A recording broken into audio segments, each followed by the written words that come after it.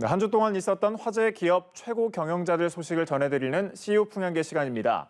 오늘은 최태원 SK그룹 회장과 구본준 LX홀딩스 회장 이야기를 김종혁 한지 기자가 전해드립니다.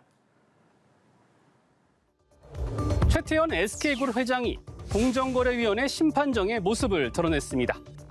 재벌 총수가 1심 재판격인 공정위 심판정에 직접 나온 것은 41년 공정위 사상 처음인데요. 최 회장은 왜 직접 나왔을까요? SK 주식회사는 지난 2017년 LG로부터 실트론 지분 70.6%를 확보합니다. 그리고 남은 29.4%는 최 회장이 공개 입찰을 통해 매입하죠.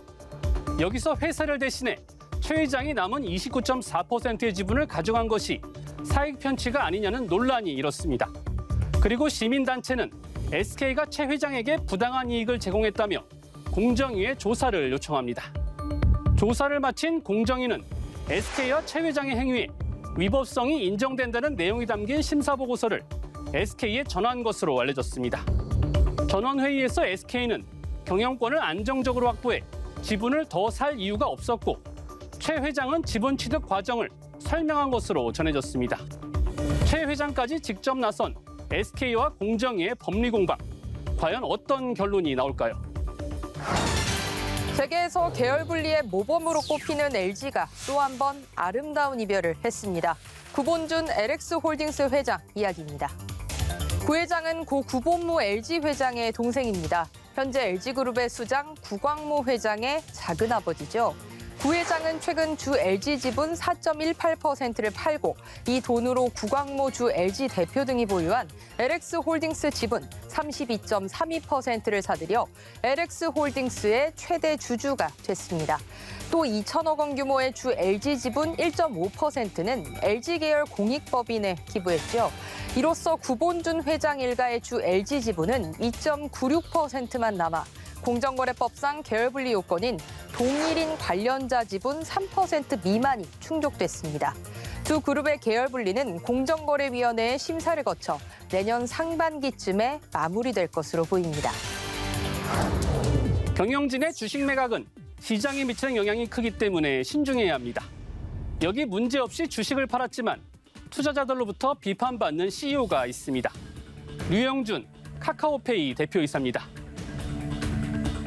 류 대표는 지난 10일 자사주 23만 주를 매각했습니다. 스톡옵션 일부를 주식으로 전환한 건데 이를 통해 약 469억 원의 차익을 거뒀습니다. 류 대표의 매각에는 법적 문제가 없습니다.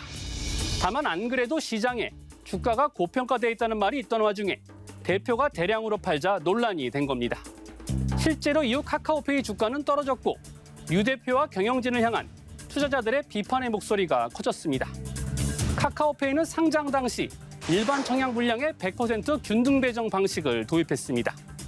금융의 장벽을 낮춘다는 회사 모토처럼 더 많은 개인 투자자를 확보하겠다는 전략이었는데요. 하지만 상장 2달도 안 돼 대표가 지분 일부를 팔고 공교롭게 주가도 떨어지면서 개인 투자자들의 원성이 높아지고 있습니다. CEO들이 자사 제품을 길거리에서 직접 홍보하는 모습을 보는 건 쉽지 않은데요. 송현석 신세계푸드 대표이사 신제품 홍보를 위해서 콜라맨으로 변신했습니다. 송 대표는 최근 서울의 한 노브랜드 버거 매장 앞에서 콜라캔 모양의 의상을 착용하고 신제품 브랜드 콜라와 브랜드 사이다를 시민들에게 나눠줬습니다. 마스크와 상하이, 신발까지 브랜드 콜라 색인 빨강으로 통일한 것이 참 인상적인데요. 브랜드라는 음료 이름, 그리고 콜라맨으로 변신한 홍보 행사 모두 송 대표가 직접 아이디어를 냈다고 합니다. 브랜드 콜라와 브랜드 사이다는 재미를 찾는 소비자, 일명 컨슈머를 겨냥해 자체 개발한 음료인데요. 수입 원액에 청량감을 살릴 수 있는 최적의 탄산 배합 비율을 찾아냈다는 게 신세계푸드의 설명입니다. 신세계가 내놓은 새로운 콜라와 사이다, 아쉽지만 노브랜드 버거 매장에서만 맛볼 수 있습니다.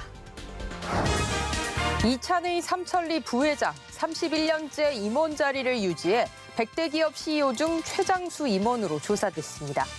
비결은 성실함과 미래를 내다보는 안목이라고 하는데요. 젊은 CEO들에게 시사하는 바가 있을 것 같습니다. 지금까지 CEO 풍향기였습니다.